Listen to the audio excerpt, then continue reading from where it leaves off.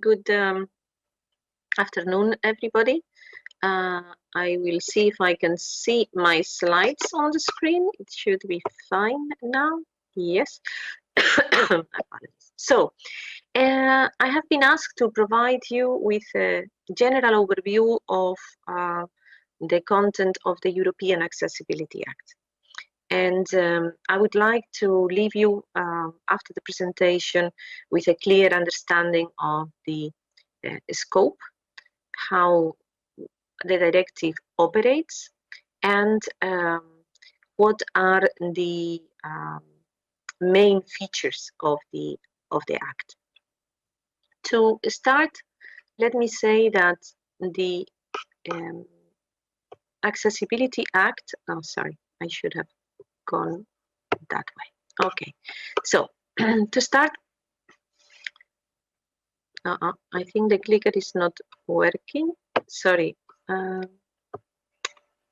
Yeah. Okay, the next one. Voila, let me see. Yes, okay, good.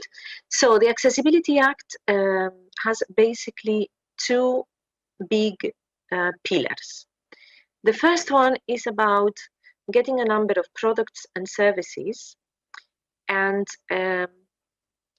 ensuring that those products and services comply with a number of accessibility requirements. To that end, the directive proposes or provides for a number of instruments that operate in the internal market. The second pillar of the Accessibility Act is about using exactly the same accessibility requirements and applying them into other union legal acts that require accessibility but that do not spell out what accessibility is. In other words, it does not put accessibility requirements beyond the general requirement to be accessible. And as an example of those, we can mention public procurement or structural funds. Let me see what those requirements are, what those products and services are. The directive contains a strong digital component. In this list of products, you will find computers and operating systems, all kinds of self-service terminals that are used in the provisions of the services that I'm going to introduce in a few minutes. It's about service products that are being used for in banking or in the context of transport service provision and any payment terminals. It also contains the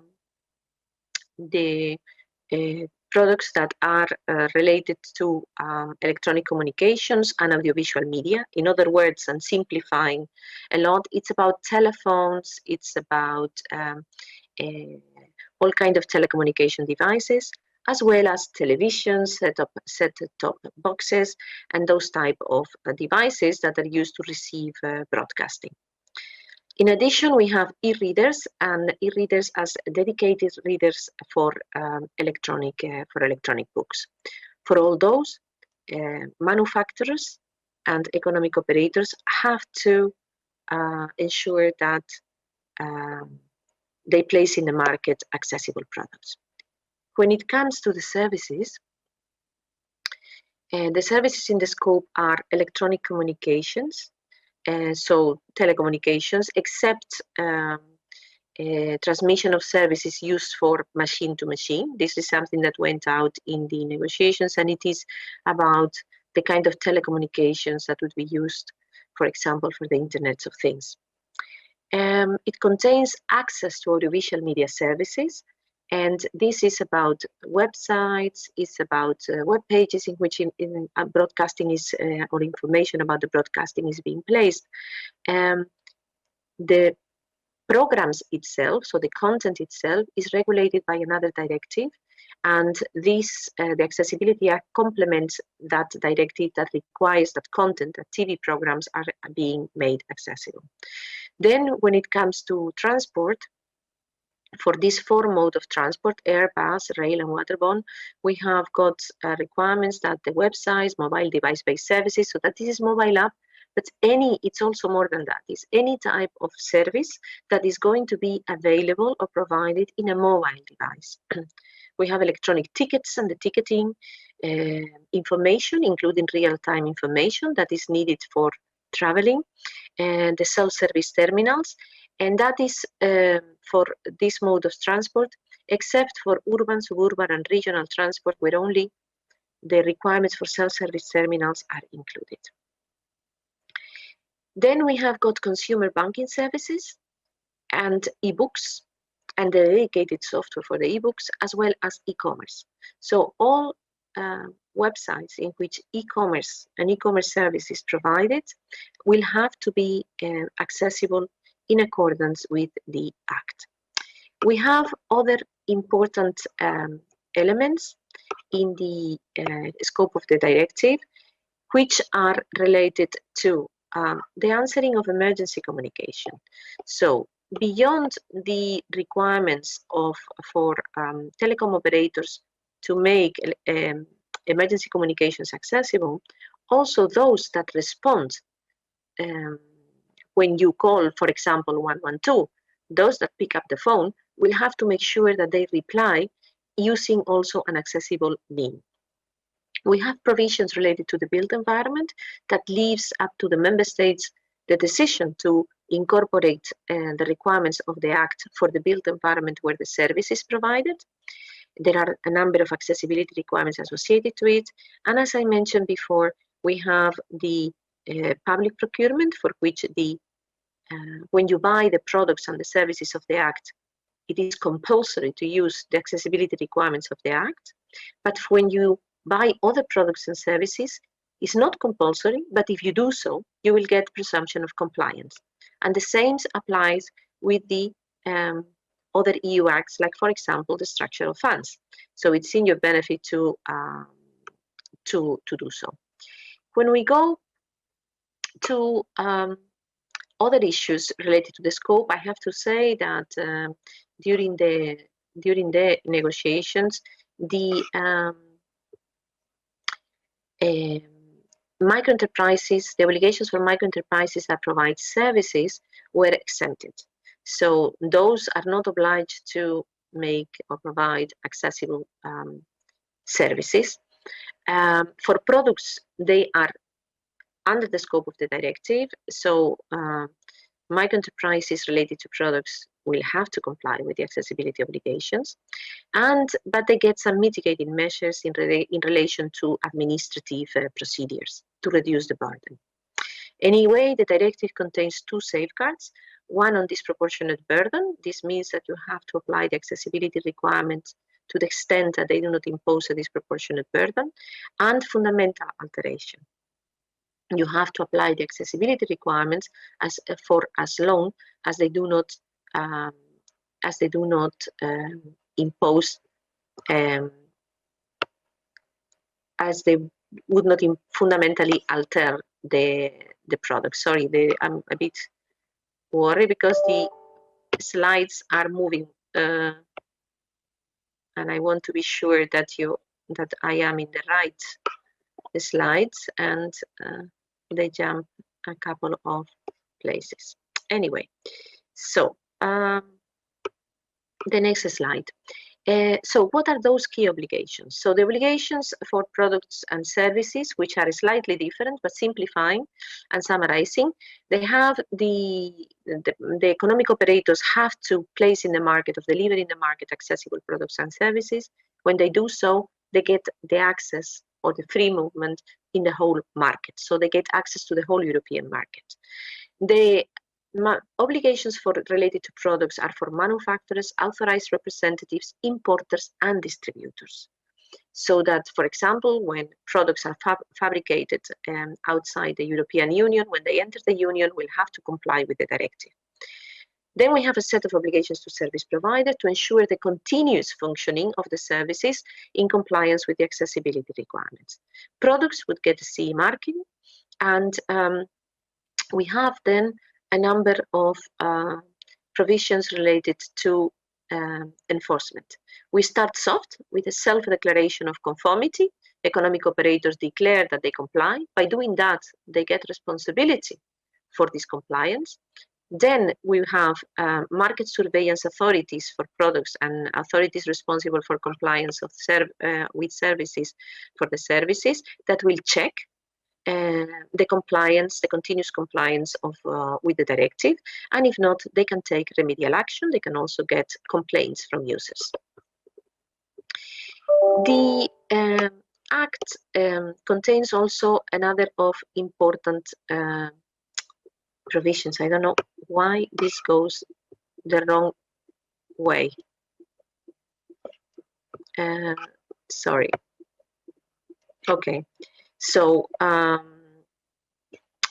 we have another important set of important provisions that for the application of the directive. First, we have the possibility to use standards, European standards, harmonized standards, but also to develop technical specifications through implementing acts. The enforcement is accompanied by penalties that need to be proportionate, effective, and dissuasive. But what is most important also, they are accompanied by remedial actions, because the idea is to have corrective measures when accessibility, when there has been problems with the accessibility compliance. The timeline for implementation is that there were 3 years for the transposition of the directive, and then another 3 years for the application. So we have until another 1.5 years for enforcement. For the transposition, and then another 3 years for until 2025 for application. We have a number of annexes that contains. They are very important because they contain the accessibility requirements and the functional performance criteria. These are functional requirements that say how products and services need to be made accessible. There is an annex that contains accessibility requirements and 2 annexes for conformity assessment, one for products and one for services. They describe what economic operators need to do to assess conformity and declare conformity with the obligations of the directive. And finally, an annex providing some guidance on the issue of disproportionate burden. To finish, I would like to provide some information about existing European standards. These standards will be used, of course, in the process of preparing standards for the directive, but they are not harmonized for the purpose of the Accessibility Act. This means that they do not yet provide presumption of conformity, but they contain very relevant provisions. Those are in the area of ICT, EN 301549. It's about accessibility requirements for products and services. The same for the built environment. I'm happy to say that just as I have sent the slides well in advance, the number of the standard is not included yet, but I'm happy to announce that since the 30th of October we have EN 17210, which is the very first ever European standard on accessibility of the built environment.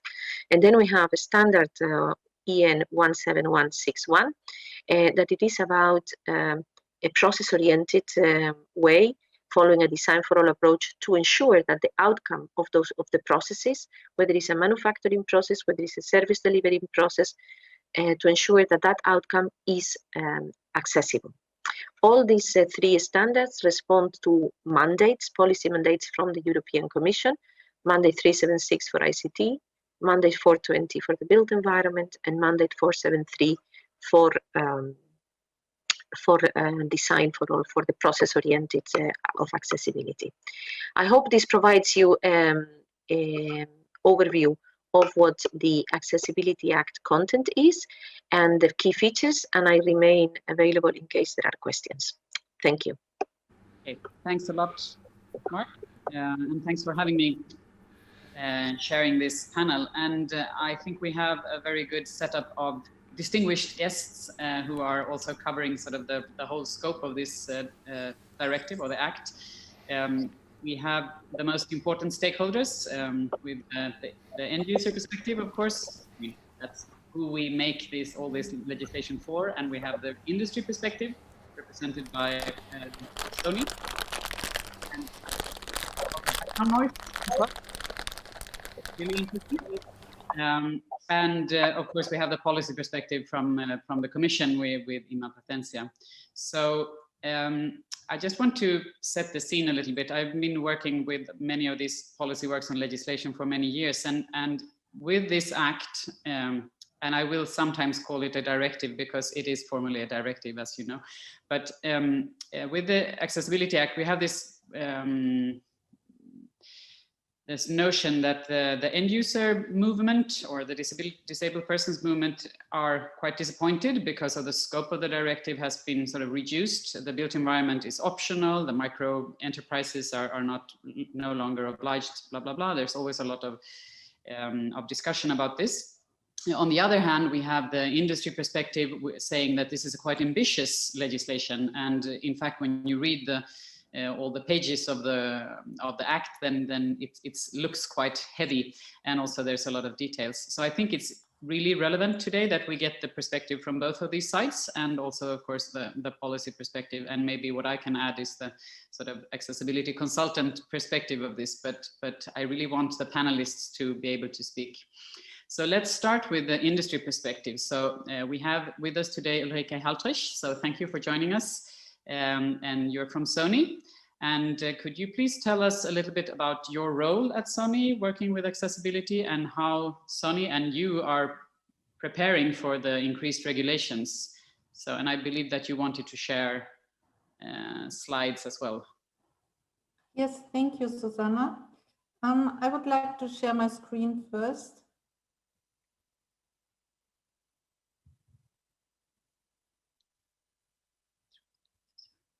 Can you see my screen now? Yes. Yes, can you see my screen? Yes, we do. Okay, thank you, Susanne. I'm very pleased to have the opportunity to talk with you today. I work for Sony and I'm based in Germany. Sony organizes our accessibility teams by region. As part of my responsibilities in Sony, I head up the European Accessibility Promotions Office, and we have corresponding teams in Japan and the US. For over 10 years, I have been active in the international and European technology standardization areas of e-inclusion and active assisted living, where collaboration takes place to define technological solutions that will help drive the evolution of accessibility. We believe standardization should be a key part in defining the work for the European Accessibility Act. Key stakeholders such as trade associations, industry, user groups, academia participate in those standardization groups. Then we have a very rich input from these experts in each of the specialist topics. We have success of introducing standards from Digital Europe. Digital Europe is a trade association based in Brussels that brings together stakeholder groups and national trade associations. Digital Europe has experience in collaborating with EDF, the European Blind Association, RNIB, ONCE, and the Swedish Disability Federation. We also collaborated with RNIB and ONCE in Digital Europe and launched through Digital Europe the work on an industry self-commitment for TV manufacturers, and have developed 2 international TV accessibility standards. What we try to seek to achieve through the Digital Accessibility Act is that we from Sony expect this EAA to be a framework which allows consistent interpretations across all European countries, and which will set out how accessibility should be delivered We would like to ensure that it is not prescriptive, but allows technology companies the flexibility to innovate and to find the best solutions. A multidisciplinary and inclusive collaboration is needed here. We would like that the EAA, so the European Accessibility Act, does not result in country fragmentation by different interpretations and allows the European single market to operate as expected. The EAA, together with the appropriate standards, should set the framework and requirements. This will affect the lives of disabled people so that they know that they get an exclusive experience from any product they purchase or application they use. New emerging technology will include accessibility from the start, not as an afterthought. It is not only disabled people who will benefit from this, it will also positively impact many older people and also families. In terms of timescales, these are set by the European Commission. So collaboration takes time, and we need time to develop technological solutions and standards. So we would like to get the guidance from the EU Commission as soon as possible to set up the stakeholder groups and work on the standardization mandate. When developing products, we have to consider time to market. Ima already pointed out 2025 is when we have to launch products, but 2025 is not so far away for product development and new innovations. The key challenges for us is how to bring stakeholders together in the correct forums for valuable discussions. The discussions will take place at a country level with 27 countries. Those discussions amongst all the ecosystems can become fragmented. We would like to see European level collaboration set up, especially for consumer electronics, ICT, and audio-video media. I cannot speak for the other sectors, such as transport. Sony is also discussing about accessibility solutions on a worldwide basis, and we would like to consider best practice not only for Europe. The final key challenge is that the EAA needs to permit innovation and not restrict it, allowing different solutions. So Sony engages with user groups in Europe and the US. We are getting direct feedback from those users to improve our products. With changing demographics, we have a need to improve the usability. Manufacturers, to stay competitive, have to apply solutions for older people and people with accessibility needs. To find optimum solutions that will change their lives should involve discussions across all stakeholders in the ecosystem for all product categories. For example, for TV solutions, it should involve the stakeholders from content creators, broadcasters, distribution to receiver makers, and not forgetting, of course, policy makers and regulators. Audio description is one of those examples. It needs some governmental policy and requirements to make audio description a reality across all countries. So our message to this year's event is, let us engage in rich discussions and debate while keeping ongoing collaboration and to promote innovation as the keywords. So thank you, and I remain open or available for questions and comments. Okay, thank you very much, Ulrike. So we will take questions also from the audience, provided we have time. We have already got a few, but I will let all the panelists present themselves first. So now, for the end user perspective, I would like to give the floor to my dear friend Alejandro Moledo from the European Disability Forum. Could you please tell us a little bit about your work and what the disability movement sees as the most important aspects of the Act? Thank you very much, Susanne, and Thank you very much to the organizers for inviting us to take part in this panel discussion, which is obviously very high in our everyday work at the European Disability Movement. For those who don't know EDF, we are the organization that brings together different disability organizations at European and national level.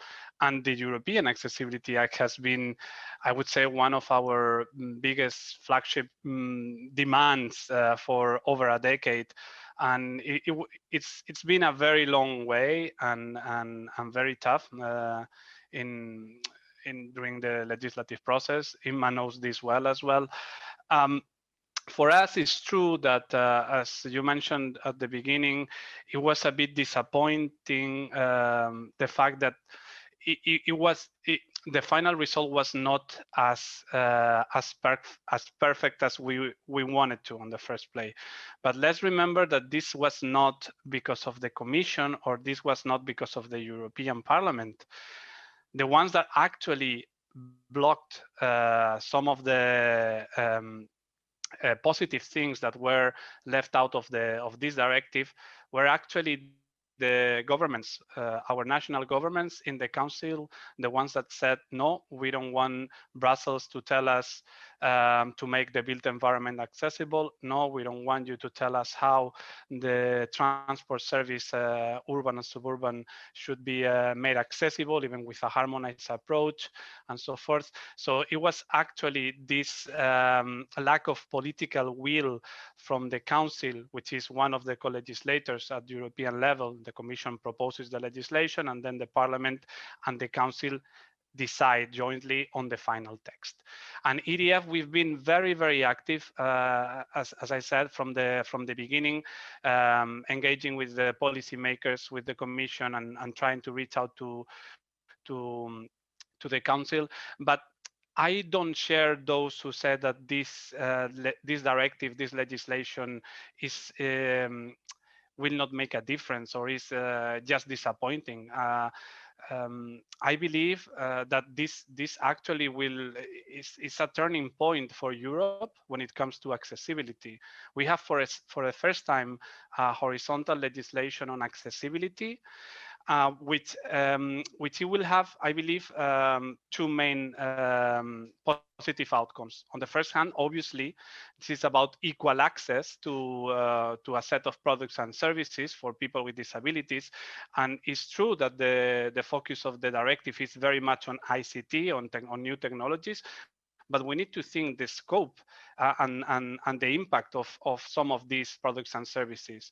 If we think of e-commerce, which website doesn't try to sell us anything, or mobile app? So by including e-commerce, we are having a huge impact on the web accessibility market. If we think of ebooks, for example, all ebooks placed in the market will need to be accessible. This will have a huge positive outcome for inclusive education. ATMs, or more importantly, access to the 112 emergency number. For many, many years, since 2009, we should have had a way to call 112 in an accessible manner. But still today, there are countries which consider fax as an accessible way to call 112. So with the Accessibility Act, we can solve those issues. And obviously, this will have a huge benefit for persons with disability, but not only for the set of products and services that Inma mentioned, which are very much focused. It also complements other EU legislation. So we had since 2014 the Public Procurement Directive, which requires our public administrations to procure accessibly. But then the problem is that they don't know what accessibility means in practice. The Accessibility Act provides a set of accessibility requirements that can be used by procurers, and those and the standards derived thereof will also be helpful for the procurers to ensure that when they buy technologies, when they buy buildings, when they buy an ICT with electronic communications capabilities, they will know what to buy in order to be accessible, not only on public procurement, also the use of EU funds. I mean, there is taxpayers' money still today being used in products and services and buildings and infrastructure, which is not accessible to persons with disabilities. The Accessibility Act will provide this set of accessibility requirements and standards that will support the implementation of accessibility obligations, and not only for these ones that I just mentioned, also for future legislation to come. So I believe that the Accessibility Act will have this important turning point for accessibility in Europe, in the EU, and other countries that will take this approach.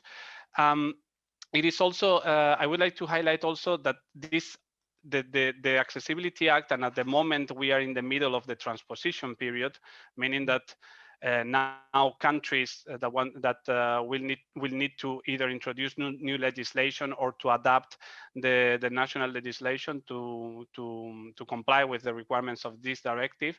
So in these national reforms, in these national discussions around how to transpose the Accessibility Act into our national law, it is a gold opportunity for the disability movement and for accessibility professionals and for industry to come together and to engage in the national discussions to expand the scope of this directive, to go beyond, to make use, for instance, of the voluntary requirements for the built environment and say, okay, let's take these voluntary requirements and the standard that Inma just mentioned, the standard for the built environment, as an opportunity to update our own national legislation on accessibility to the built environment.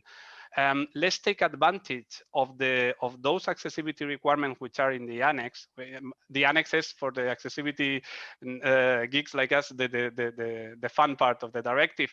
And if you want, for example, if a country wants to include a smart household appliances, for example, like smart washing machines and so forth, those appliances which have a user interface, for example, they can take the requirements, the accessibility requirements of the Accessibility Act and use it. And go and ensure that smart household appliances will have accessibility. They can take some of the general requirements to cover tourism services. They can use the requirements also for the parts of transport that were not included in the Act, for urban and suburban modes of transport. So there is a lot of possibilities at national level to also keep on progressing even more, taking advantage of the Accessibility Act requirements in the annex. I would also like to highlight, and I will finish with this so we can have more time for discussion, that the enforcement mechanism and the implementation. I think both for the enforcement mechanism at national level and then for the implementation of accessibility in practice, we will need more and more accessibility professions. So we need to invest on increasing the availability of accessibility professionals out there, and more importantly, also for these two aspects, for the real implementation, the development, first the transposition, the negotiations around the national legislation, the enforcement, and the implementation. We need to make sure that the disability movement is involved and can participate on equal footing with industry, with the public administrations and other stakeholders. So we comply with the motto of the disability movement, nothing about us without us, which is what is guiding us and has guided us in this journey. So I will leave it there, and I may have more things to say, but let's discuss it more with the questions. Okay, so thank you, Alejandro.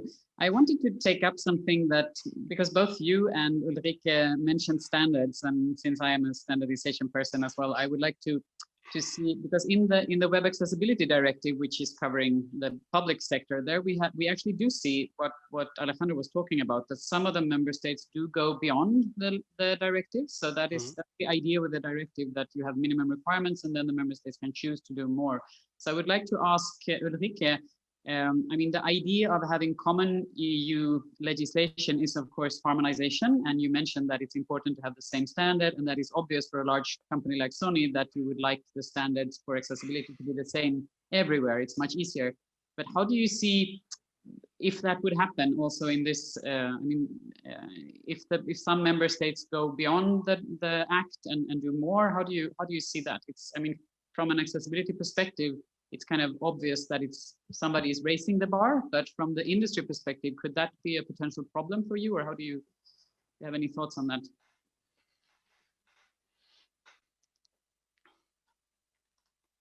So thank you, Susanne. So what we would like to encourage also the European Commission is to issue a standardization mandate, and that we can work on harmonized standards in a stakeholder group and come to equal or harmonized requirements across all European countries. So obviously we do not manufacture for a specific country.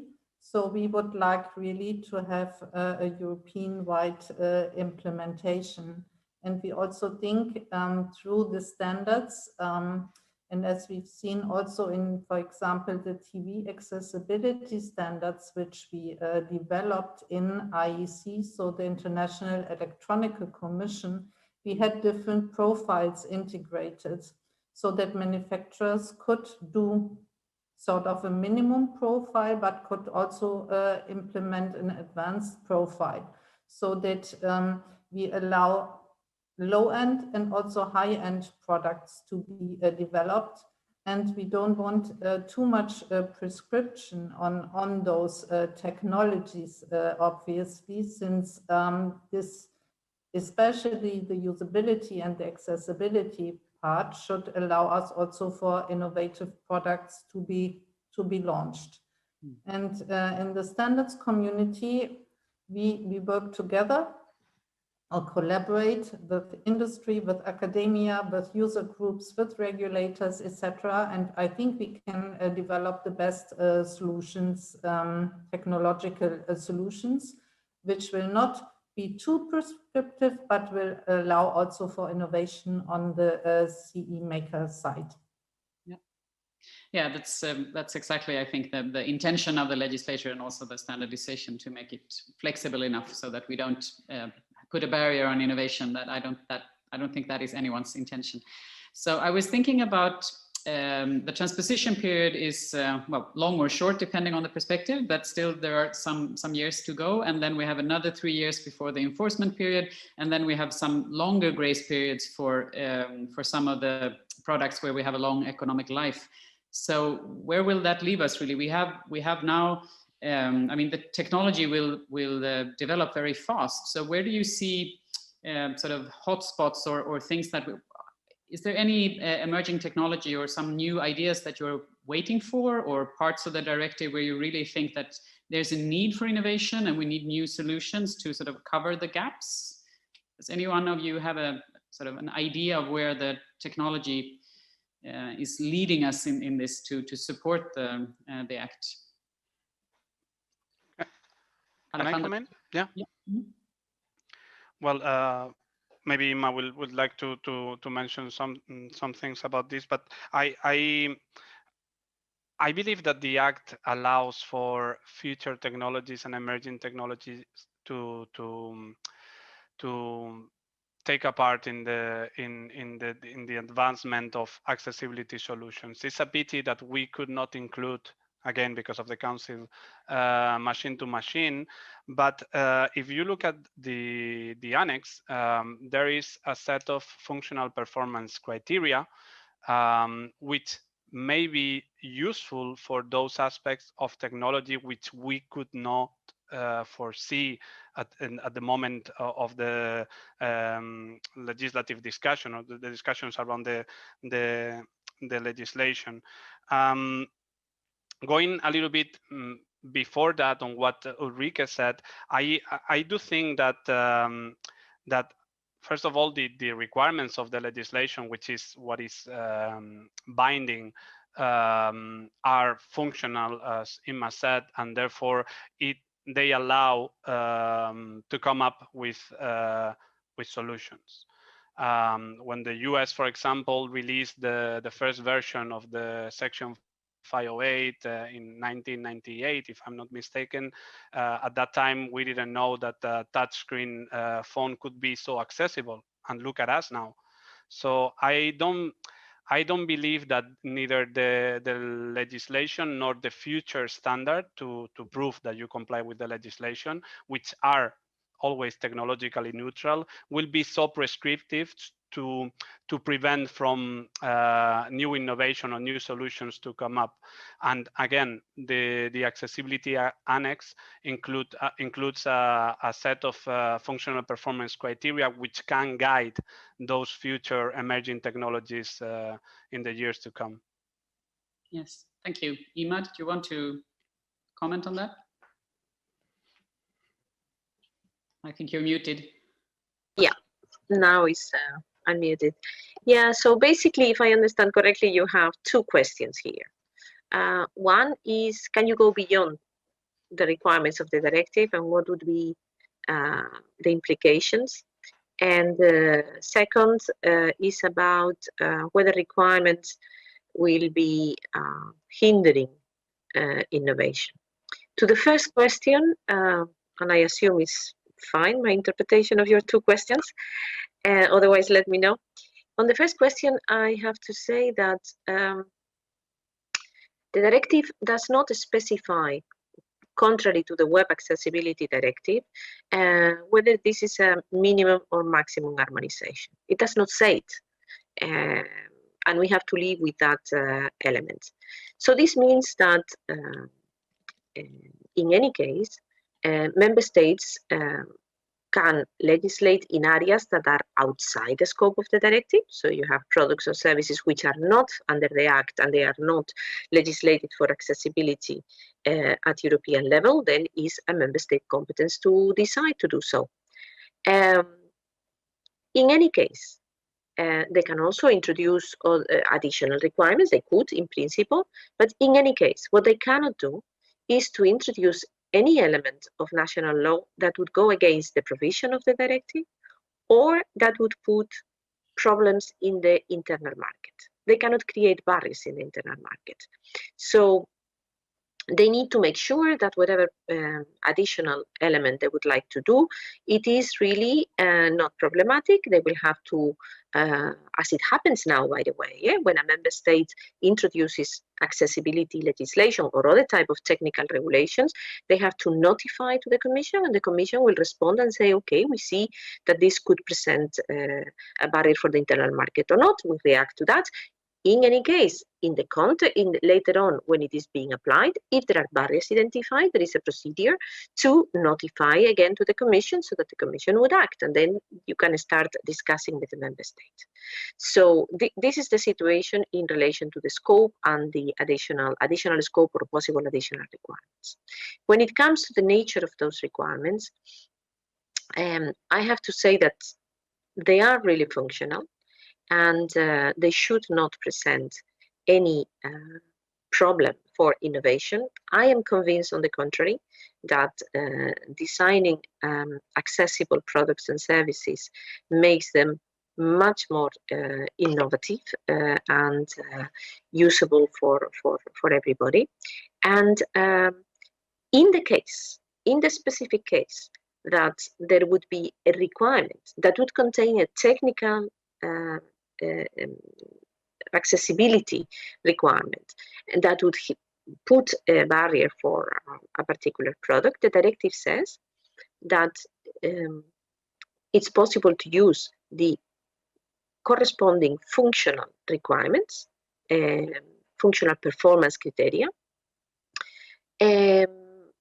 as long as you provide an equivalent level of accessibility. So even in the hypothetical case, I mean, it's designed not to be, but nevertheless, you need to take safeguards that would be the case. Then you have an alternative in the directive that is really so high level functional that it should not be a problem from the point of view of innovation. Okay. Thank you very much. So I will now go over to the questions we have got from the audience. So the first one is for Imma, or anyone can chime in, of course, but I think it's Imma's question. It's so how does the European Accessibility Act connect or relate to the UN CRPD, the UN Convention on the Rights for Persons with Disabilities? Okay, so the Accessibility Act provides for implementation, partial implementation of Article 9. But we have to, of the CRPD. The CRPD requires, Article 9 requires accessibility to the built environment, transport, and ICT, and on all services open or provided to the public. But the Accessibility Act does not cover all those elements, but it cannot be seen in isolation. This is an important message. The Accessibility Act is complemented first at European level by a number of other accessibility legislation. We have the web accessibility, but we have the audiovisual media services, we have the electronic communication services, we have the electronic signatures regulation.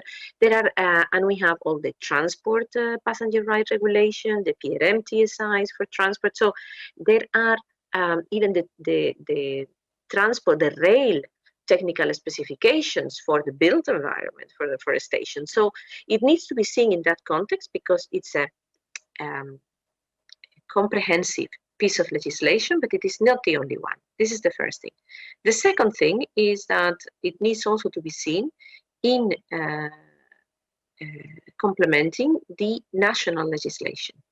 And when you come to the built environment, for example, there is an extensive body of national legislation.